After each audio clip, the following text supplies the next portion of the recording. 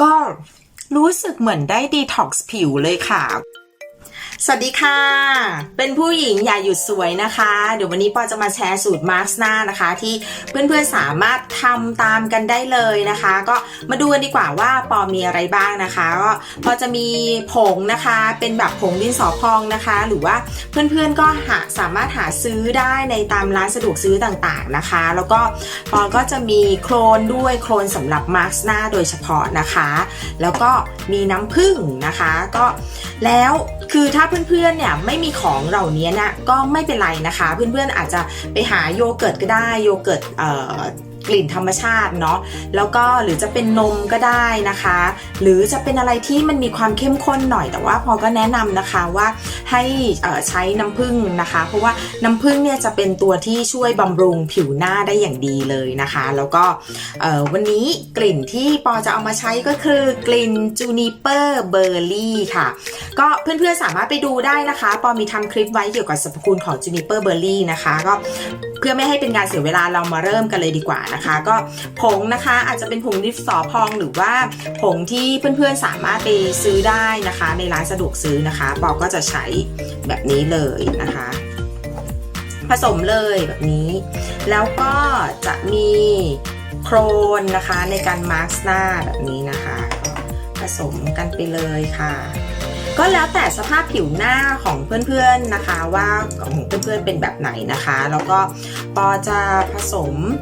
ลงในน้ำผึ้งนี้เลยค่ะนี่เราใช้วิธีง่ายสุดเลยก็เทเขารวมกันเลยค่ะแล้วก็คนให้เข้ากันจริงๆแล้วเราอาจจะใส่จูนิเปอร์เบอร์รี่นะคะลงไปในน้ำผึ้งก่อนก็ได้นะคะเพราะว่าน้ำผึ้งเนี่ยจะเป็น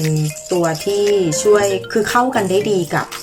น้ำมันหอมระเหยนะคะอันนี้เราก็จะได้แล้วนะคะแล้วก็ที่ขาดไม่ได้เลยก็คือจูนิเปอร์เบอร์รี่ค่ะจูนิเปอร์เบอร์รี่เนี่ยเป็นตัวเอ็นนะอ่อนโยนมากๆนะคะสามารถใช้โดยตรงกับผิวได้เลยนะคะก็สำหรับสูตรนี้นะคะปอจะใช้ประมาณ 1-2 หยดนะคะจูนิเปอร์เบอร์รี่อ่ะเขาจะช่วยเป็นเหมือนnatural skin toner นะคะเป็นโทนเนอร์ธรรมชาตินะคะที่ช่วยดูแลผิวนะคะไม่ว่าจะเป็นการทำความสะอาดนะคะแล้วก็การลดเรือนริ้วรอยนะคะแล้วก็ช่วยทำให้ผิวเนี่ยกระจ่างใสนะคะโอเคอันนี้เราได้แล้วนะคะเนื้อเขาจะเป็นแบบนี้แล้วก็เราก็เอามาพอกหน้าได้เลยค่ะ